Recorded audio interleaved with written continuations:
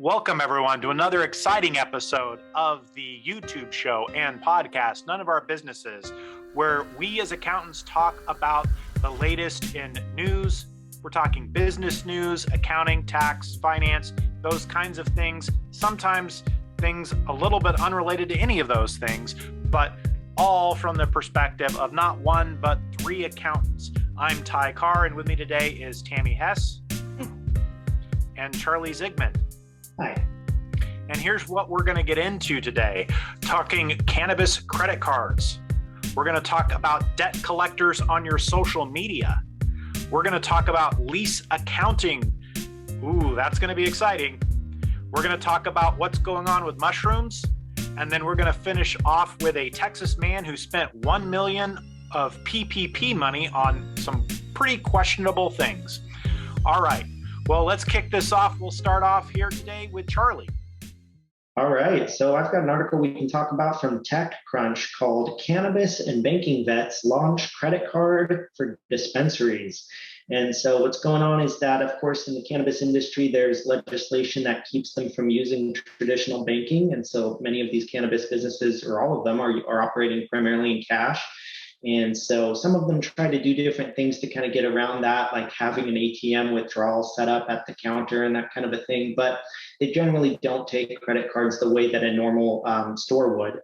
And so there's a company that's trying to build a solution to it called SuperNet. What's going to happen is it's going to become its own credit card processor and issuer. It'll work directly with the dispensaries. It's supposed to come out in January of 2022. And it's going to be accepted at, according to the article, 100 California retail locations. It's like a real credit card for them. And the idea is that it should just make it easier for customers to leave cash in the ATM and just go to the stores and buy what they need. And it's supposed to really add traceability.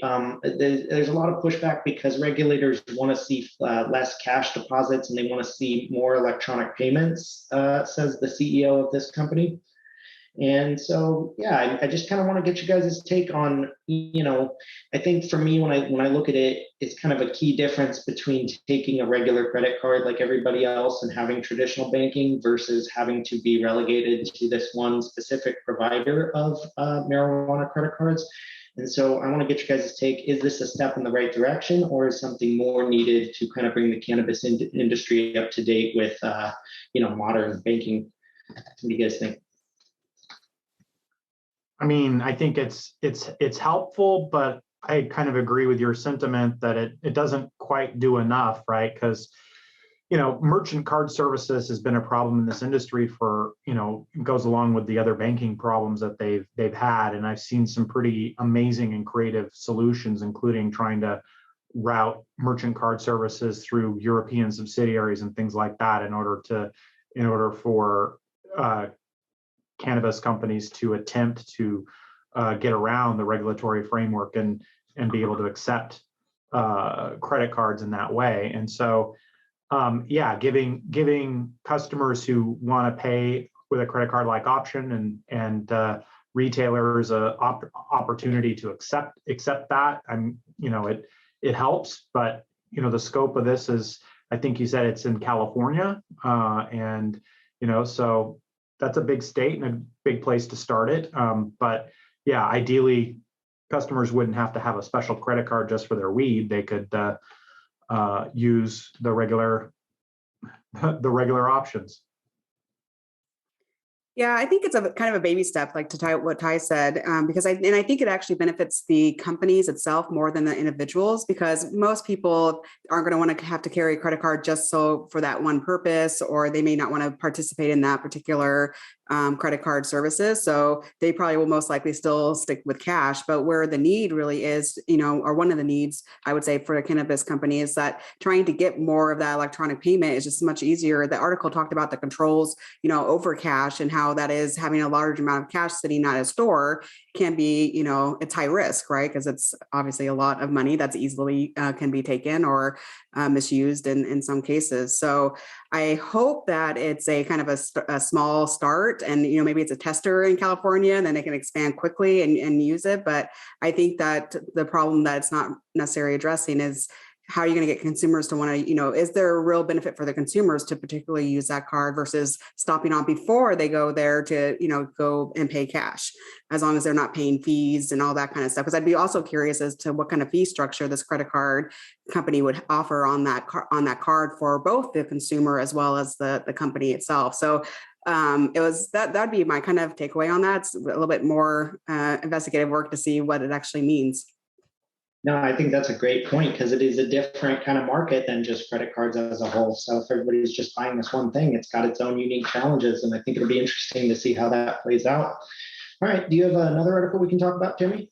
Yeah, so my article would kind of lead into, or yours leads into mine if consumers don't pay on those credit cards. So there's an article on CNBC News where titled "Debt Collectors Can Text, Email, and Message You on Social Media Now." So last year, the Consumer Financial Protection Bureau passed a new rule allowing for debt collectors to expand the ways in which they reach people. Now they can text, email, and reach out on social media platforms. Some people are arguing that this is an invasive measure or method, and it could actually expose people to increased harassment from ruthless lenders. There's also concern that this could lead to confusion or increased phishing scams. The new rule does say that all debt collectors would have to clearly identify themselves, use private messages, and give the option of not receiving future messages in that particular manner. Others, however, are arguing that this is an effort just to keep up with the times. So it's allowing the use of modern technologies in the new, world that we live in. So I kind of want to throw it out to you guys in terms of, do you think this is going to actually help debt collectors attain collection, or is this too invasive? Yeah, well, I think those are some pretty key limitations that are put on there. I think if I were on social media and a debt collector sent me a message that had like an opt out of this message button, I feel like if I wasn't going to pay that bill by way of phone call or by way of email or mail like we would have done in the old days, then I'm probably going to just hit that opt out button and not pay him on that platform. But I'm torn because on the other hand, I think people should pay their bills wherever they can. And so I think debt collectors should have some mechanism to do their job. I just don't know that that's the one. I was glad that they put in there that it couldn't be, that it needed to be private messaging, because I do think there's a really big difference and a big line in if they were like posting on your profile what your debts were or something. I've seen that before kind of in like stores where when they get like a bad check, they'll like put a wall of shame of all the bad checks they've ever gotten so that other customers can come in and see who's not doing the right thing. And I don't think that's great, but was a little bit funny. What do you think, Ty? No, I think you hit right on what my thought was, and are you going to get are people going to get a message in the gram on one of their postings, just somebody saying, hey, call it, here's such and such you owe, give us a call, or please get in contact with us soon, like, in a public format where people can see, if that's the way they're doing it. So yeah, I think that the private messaging through the social media platforms, making it private messaging, makes sense. I mean, the other thing that I don't quite understand, it's interesting that the Consumer Protection Bureau makes this rule opening it up to debt collectors. I mean, who are they protecting with this? I don't, that it's kind of that's kind of an odd move. It seems like they're, or maybe it was a matter of they were holding it back, and this was a compromise they had to come to. So it seems like might be kind of an interesting backstory to that.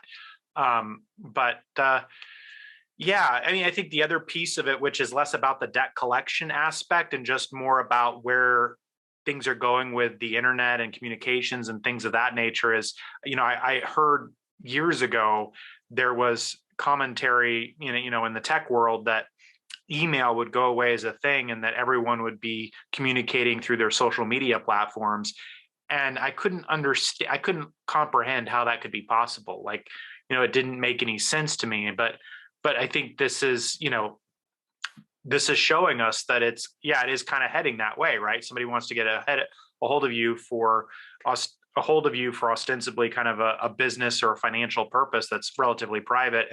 And for this to be a thing, it's the reality that perhaps some people are really only available through their Facebook Messenger. They're not actually available through regular email anymore.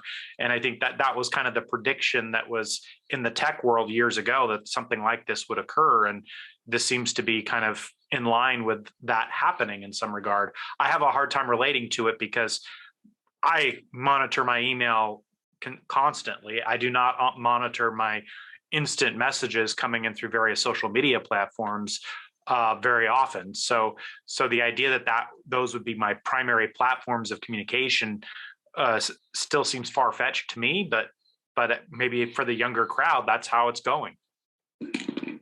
Yeah, but I think what your point though is, Ty, I think that there is other people who are using email still, or using the phone, like whether they're calling cell phones versus landlines, obviously. But I think it's just increasing the way to get a hold of folks, because people are probably ignoring the emails that they see. They're not picking up the phone calls that they see. So maybe if we go into the social media, they'll start responding to that way too, because which then I think is the reason why there is some concern about the harassment aspect. It's like now there's no way that you can kind of get around it, where you're getting bombarded with any type of device, whether it be your computer or your cell phone or your mailing address, all those types of things, that they're just going to be hunting people down for payments and collections. So I guess we'll kind of see how that actually turns out, if they're more effective or not. But I'm assuming you can just as easily ignore a private message as easily as you can an email or a phone call. So we'll see. So Ty, you have our next article. Yeah, I mean, taking a break from talking about credit and debt collection and all that line of discussion, and kind of moving into I always kind of throw these accounting, for our accounting nerds, throw these accounting topics into the mix here. So what we have here is an article from Crunchbase, which was titled, planning an IPO ? What do you need to know about this important new accounting rule? And they're talking about the lease accounting rules. And, frankly, as I talk about this article a little bit, I love this article because it provided some kind of easy bullet points and thoughts to consider with regard to the new lease accounting rules. Actually, in my mind, the discussion about how it could relate to planning an IPO was all well and good, but I think that not as important as just understanding kind of what's going on with these lease accounting rules. And so that was kind of my focus in looking at this. And so some key call outs that I saw in here. So for our accounting nerds in there, the accounting rules, when we talk about accounting rules, our fellow accounting nerds will know this, but accounting rules are set by the Financial Accounting Standards Board, and there's a set of codified rules that are abbreviated as the ASC. And so if you're following along with the codification, we're talking about ASC 842, which is the new lease accounting standards. And we've mentioned this in the past in other episodes. So here I just wanted to throw out some additional points that this article pointed out that I thought were great, and then we'll have a link to the article in the show notes as always. But ASC 842, the lease accounting rules, are requiring that when you have any kind of contractual term that lasts more than 1 year, that has the look and feel of a lease and of in any way, then you're going to be required to present that lease on the balance sheet. And what that means in kind of a little more detail is that there will be a lease obligation, a liability on the balance sheet, and then there'll be an asset, which we refer to as the right of use asset on the balance sheet. And this is regardless of whether the lease is what we previously would have thought of as either an operating or a capital lease. The article actually says regardless of whether an operating or financing lease. That terminology, financing lease, is kind of in lieu of calling something a capital lease. It's more IFRS, International Financial Reporting Standards, used the term financing lease as opposed to capital lease. Our standards in the U.S. used to use the term capital lease. But in any case, this categorization of leases of operating versus capital or operating versus financing is gone away. And it's simply the case that if it is a lease that has a longer than 1 year contract to it, then it gets reported on the balance sheet, period. And so that's a big change in accounting standards. Now, if you are a public company, this was already in place over this last year.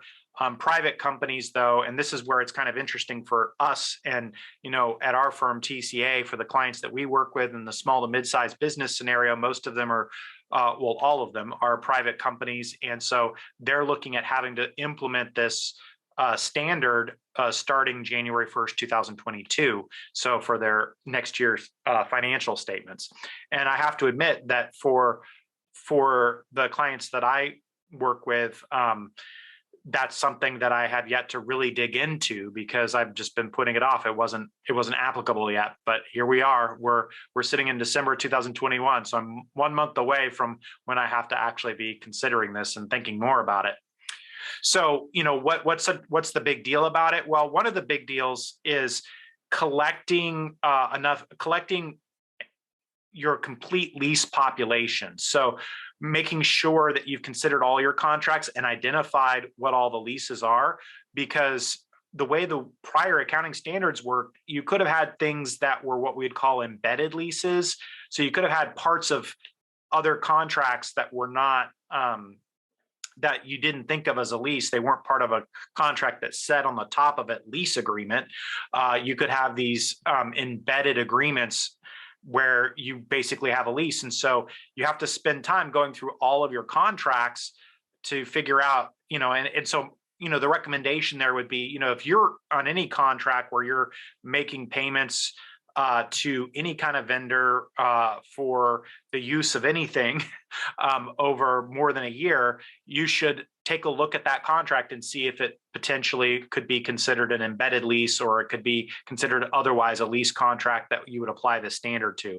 And that's quite an exercise for any kind of operating company, because most operating businesses of any kind of size have lots and lots and lots of different kinds of contracts, particularly with vendors. And sometimes you've got contracts or agreements with vendors and you don't even think of them that way, because it was like maybe just something that was formatted as a sales or purchase order, or something that was formatted in a way that didn't make you think of it as a contract, but in reality it kind of was an engagement letter, all kinds of different things that you could have that you might not think of as contracts, but actually kind of are, and they could have these embedded leases. And so you have to examine all of that. So any agreement that you signed up for, you should be considering, could this be thought of as a lease, or is there a lease inside it in some way? And then, I would say that was my big takeaway, is just the search for leases. One of the, obviously, once you do this the first time, you're going to want to have a process for identifying new leases that come up, right? So capturing a process that captures new leases that come in the door will be important. But yeah, I think that hopefully follows logically from having done the exercise, right? Anyone who goes through this exercise of identifying all the leases, the light will probably come on of, I don't want to have to go do this again a year from now or 2 years from now, go back and look for all the leases I didn't know about. I'd rather have a process that identifies them as we go, right? So I think that should be a kind of a natural follow-up is, do the first project to identify our leases, and then put a process in place that catches all the new leases that might come in the door.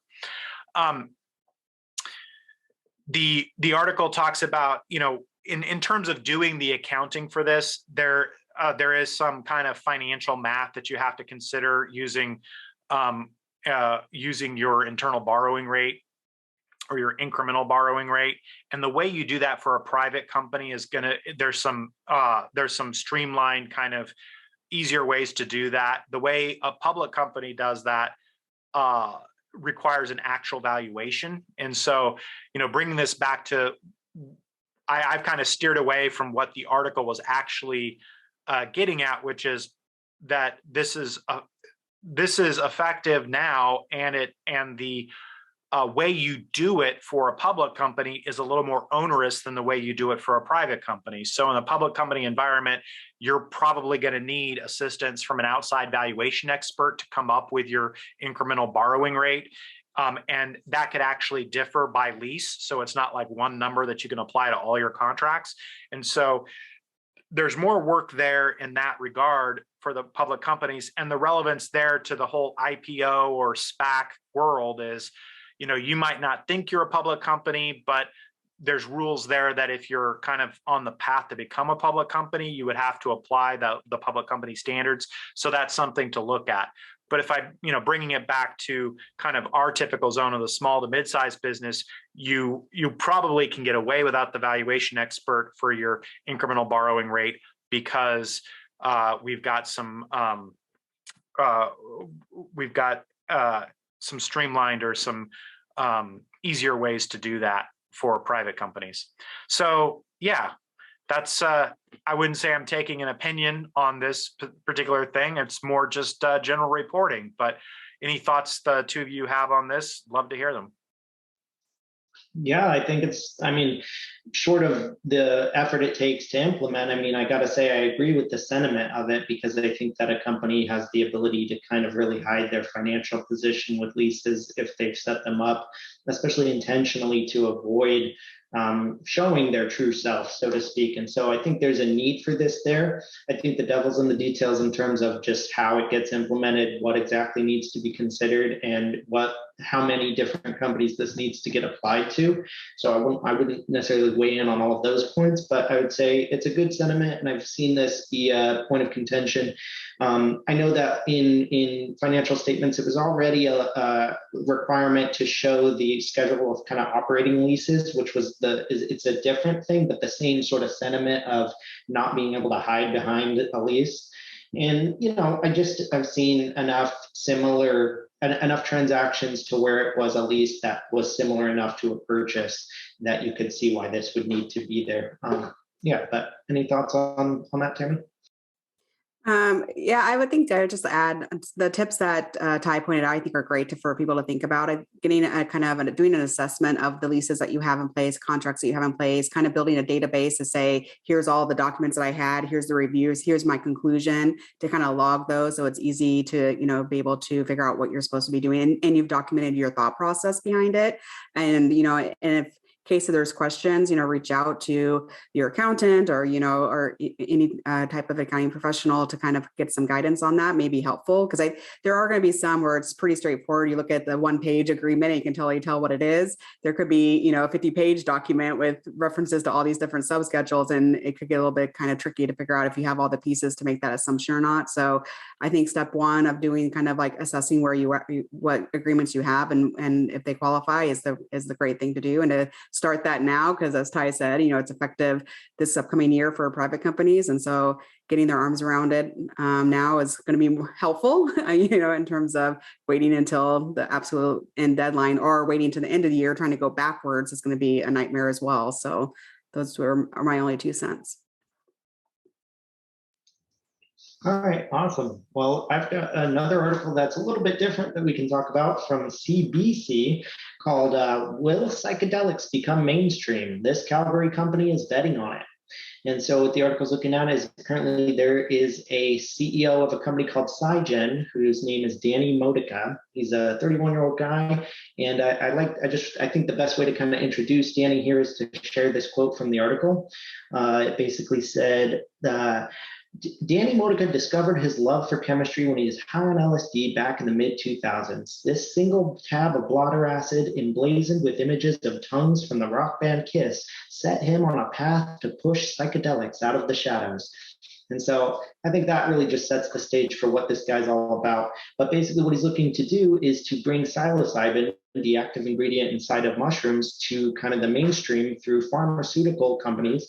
And basically, he just wants to, he's taken on a bunch of celebrity investment and cash infusions from other investors, and really just to try to get this company up off the ground. And they've asked Health Canada for a dealer's license, which apparently will give them some special permissions to handle and produce something like this.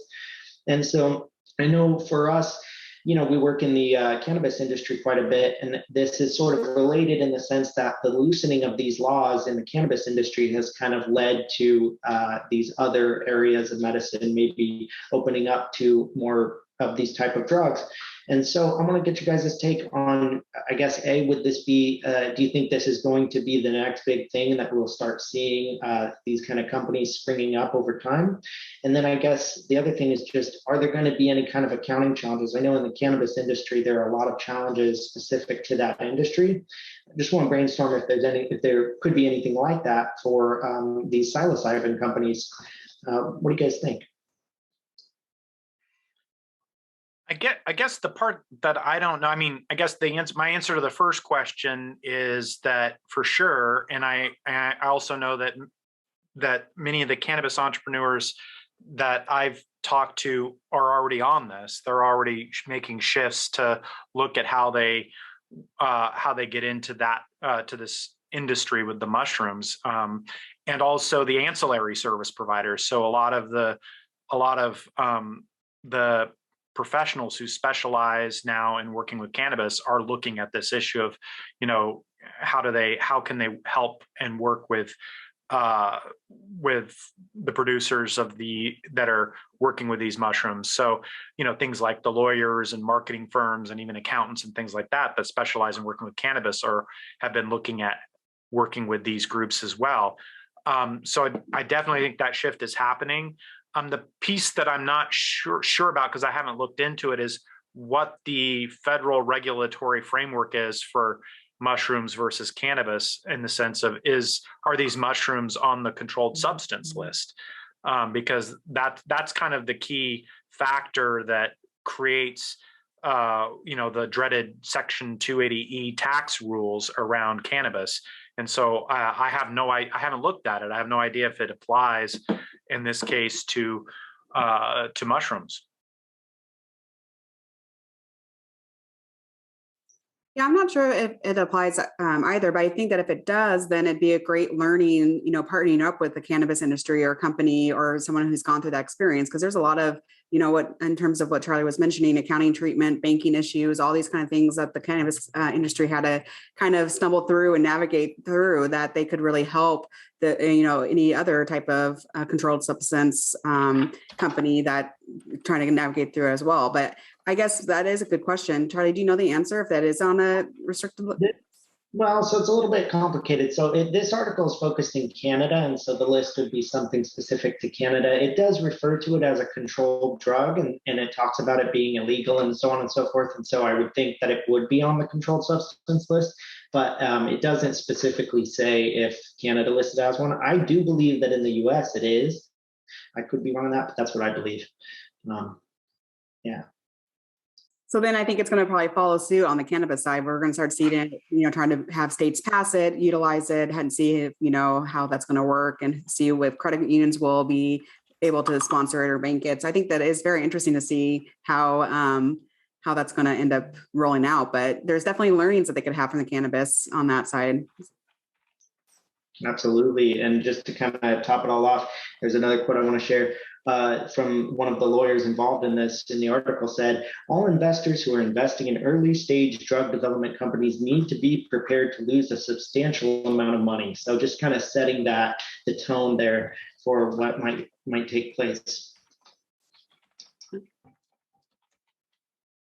All right, so I have the next article, and it's from CBS News, and it's titled, "A Texas man spent $1.6 million in PPP loans on cars, a Rolex, and clubs. He's been sentenced to more than 9 years in prison." So most of us have heard of the Paycheck Protection Program, otherwise known as PPP, which was intended to help small businesses navigate through the unexpected economic impact due to COVID. In most cases, this was a lifesaver. It allowed for a business to continue operations while things were shutting down and things were in flux. Unfortunately, not all businesses were utilizing the program appropriately. The article refers to a case where a person has pled guilty to wire fraud and money laundering. Lee Price III is facing 9 years in prison for fraudulently acquiring more than $1.6 million from PPP. How did he do this? Well, he misrepresented the number of employees and the payroll expenses of various companies that he was involved with, and some of them didn't even have employees at all. And so the other question you may have is, what did he spend it on? Well, according to authorities, he purchased a Lamborghini, a Ford F350, and a Rolex watch. He also spent it on liquor, nightclubs, and to pay off a residential loan. So the article also stated that there are more than 160 defendants in criminal cases that have been prosecuted. They have seized more than $75 million in cash thus far, which actually, if they know how much they've seized, it makes you kind of wonder how much they didn't seize. So what the value of the pot is here. But I wanted to kind of throw this out to you guys. Does this article surprise you, or do you think there's going to be more cases like this as over the next year or so?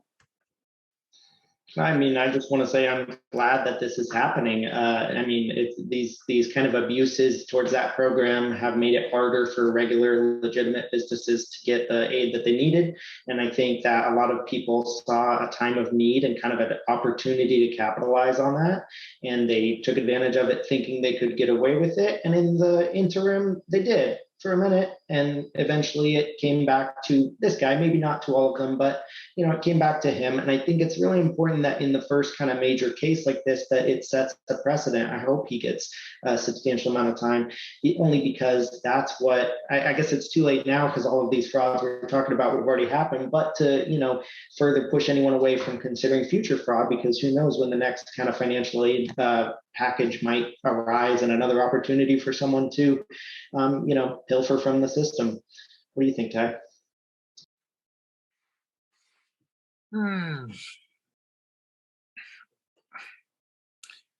Yeah, I mean, I think, I mean, I think this is an example I've heard and read that fraud with the PPP was pretty rampant. So I think this is kind of a clear illustration of what could and has happened. And yeah, it's frustrating and unfortunate. I mean, on one level, it's frustrating because how many businesses out there could use the money and maybe put it to good use. And so it's like, it's a misallocation of capital, right? But on the other hand, there was a lot of money that was put out over a short period of time. And I don't know that I'm overly critical of the SBA and the whole process, because I think that the work they had to do there was bound to lead to errors and it was bound to lead to some misallocated capital. Like, I think when you look at it from a big picture, the PPP program put a lot of money into the system that small businesses were able to use to survive and thrive and grow, and pay employees. And, it's part of the whole comprehensive stimulus system that we had during, these last couple of years that has kept our economy from going in the tank. And so, when you look at that holistically, the fact that there was a lot of misallocation to fraudsters or people who maybe didn't need it and stuff like that, I kind of think, yeah, okay, but still the cost of that, the downside of this was probably still worth it. Like, I think that we can go down the wrong thought process of the rabbit hole of thinking, oh, this is terrible and this is a reason why PPP should have never happened. And I would say no. I mean, even if we knew that this was a possibility to happen, and we probably did, it was still worth it holistically given the results that we've had, at least from in my opinion and my estimation. And so, now the right thing is happening. These things are coming to light, and people are being found out. But yeah, there's going to be plenty of cases where people aren't found out, and that's just the fact. That's just how it's going to be. There's going to be a lot of wasted money out there, but there was a lot of. But in the end, again, holistically, it was part of a program that kept our economy from going in the tank. So I think, the waste is just part of that, unfortunately. Yeah, I would agree with that. And I think that by focusing on the fact that yes, these things could happen and occur, at least there's controls in place and things that they found, they discovered and captured a majority of it, right? So I think the lesson learned would be that if this does happen in the future, it's not that, oh, we shouldn't do it because people are going to abuse it, but it's like we should do it because it does, the benefits really do outweigh the challenges of the errors that could happen, and that there are controls or procedures in place that can find these things. I'm not sure how they discovered this particular process, but I think that it was a little bit more reassuring to know that, even when people did abuse it, that they were able to be prosecuted and face sentences or pay the money back. So I think it's more positive than it is negative, I suppose.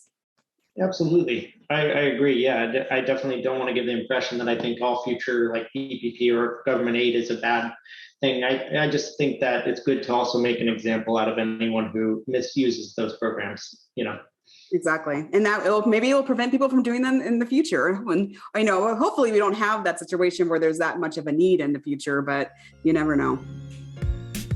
All right, everybody, that's going to do it for us. This has been the None of Our Businesses YouTube show and podcast. Please tune in again next week for more business updates from an accountant's perspective. And also check out our sister podcast, Profitless on Purpose, where they talk anything and everything nonprofits. Thanks, everybody. Bye. Bye, Ron.